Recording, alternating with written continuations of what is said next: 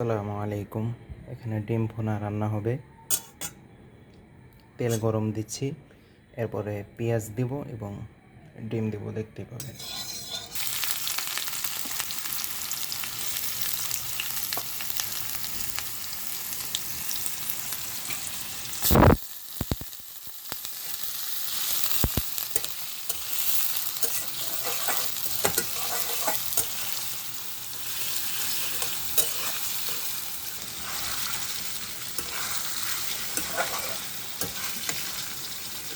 এটা হচ্ছে আমার স্টাইলের রান্না, যেটা স্বাদ এখন নয়, শেষে বের হবে। এখানে একটু গুঁড়া দুধ পানি দিয়ে নিচ্ছি।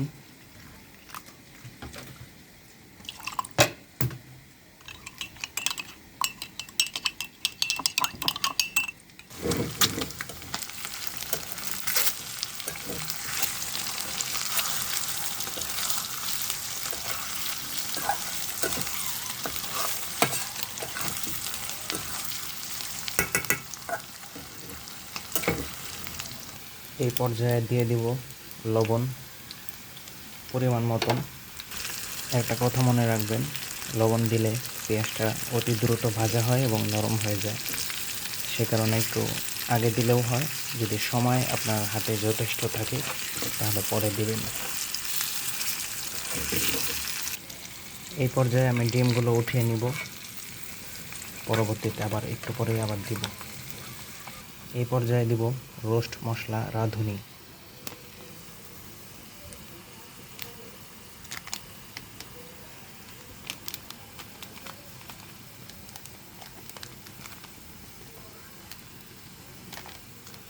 ব্যাস এতটুকু দিলে হবে, আরও কম দিল। একটা কথা মনে রাখবেন, এটার ভিতর কিন্তু হলুদ হয় না। রাঁধুনি মশলায় হলুদ দেওয়া হয় না।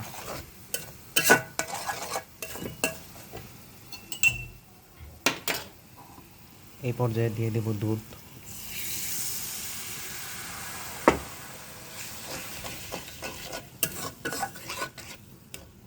এই পর্যায়ে কিছু কাঁচামরিচ,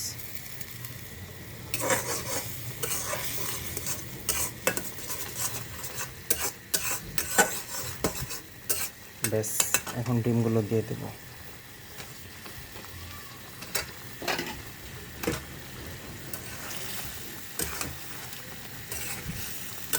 আপনারা চিন্তাও করতে পারবেন না এটা কতটা সুস্বাদু হয়েছে।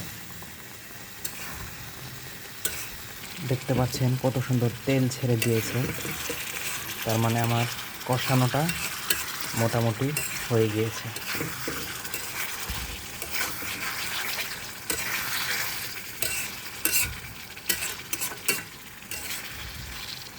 এভাবে আরও 1-2 মিনিট কুক করার পরে আমি 1 গ্লাস পানি এখানে দেব। তো কিছু অনেকটা হয়ে এসেছে। এই পর্যায়ে দিয়ে দেব কিছুটা টেস্টিং সল্ট। অনেকে মনে করেন টেস্টিং সল্ট স্বাস্থ্যের জন্য খারাপ, কিন্তু বিভিন্ন গবেষণায় খারাপ পাওয়া গিয়েছে, কিন্তু সর্বশেষ আমেরিকাতে একটি গবেষণায় পাওয়া গিয়েছে যেটা অরিজিনাল টেস্টিং সল্ট, যেমন এটা প্রাণ কোম্পানির, সেগুলোতে কোনো ক্ষতি নেই। এটার স্বাদের মান, এটা খাবারে দেওয়ার পর স্বাদ এই থেকে এই হয়।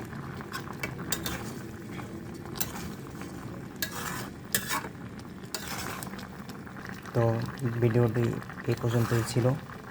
এই যে পোলাও আছে, এটা দিয়ে এখন খাবো। তো সবাই ভালো থাকবেন, সুস্থ থাকবেন, কমেন্ট করে জানাবেন কেমন হলো।